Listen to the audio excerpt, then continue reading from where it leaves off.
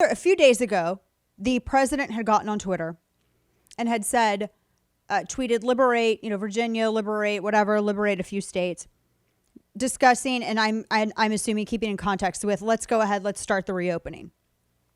And I wrote last night, I said, I'm so looking forward to the fecal storm of hot takes on the Trump v. Kemp portion of tonight's presser because nuance is dead. And we just played the audio of Trump talking about Kemp's decision to reopen. By the way, he has been guided all along in this process in the same manner that Trump has been guided by doctors Fauci and Birx.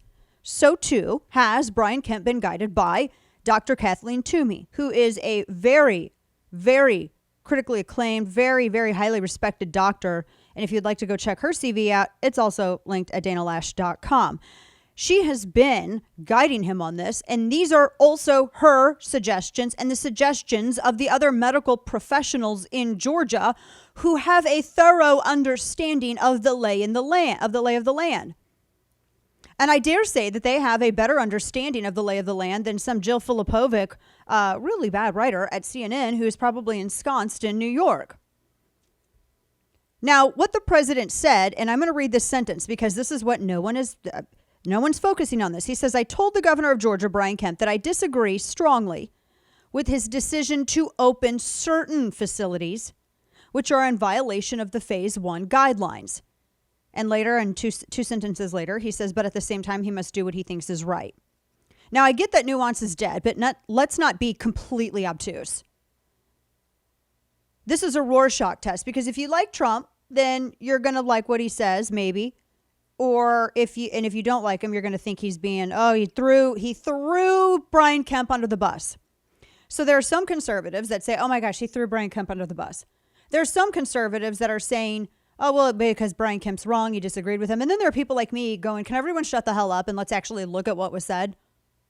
And then you have everyone on the left who's going, oh, look, it's a fight. Because when Democrats disagree, it's a non-issue. But when Republicans do, five alarm fire, Elmo gif in the fire, it's all the whole thing.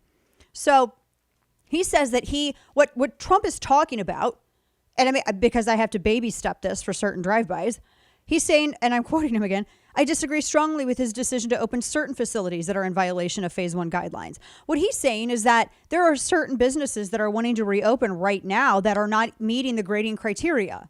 The guidelines were all about suggesting that these businesses meet the grading criteria in order to satisfy this benchmark. You don't skip ahead of it. That's what he was talking about. But at the same time, remember, these are guidelines. This is not law. And he said that governors like Kemp, quote, must do what he thinks is right, end quote. And so Trump did not throw Kemp under the bus. And I really think that suggestions otherwise is real hyperbole. It really is hyperbole. Let's not. Now, they can disagree, and you realize that people can disagree and also still be on the same side. Like my husband and I disagree on certain issues, but neither of us have filed for divorce. I mean, what is this idea that if you disagree on a certain aspect of something, oh my gosh, you've thrown someone under the bus. Oh my gosh, they're going to get divorced. Get ready, kids, for 2 Christmases. I mean, this is so ridiculous.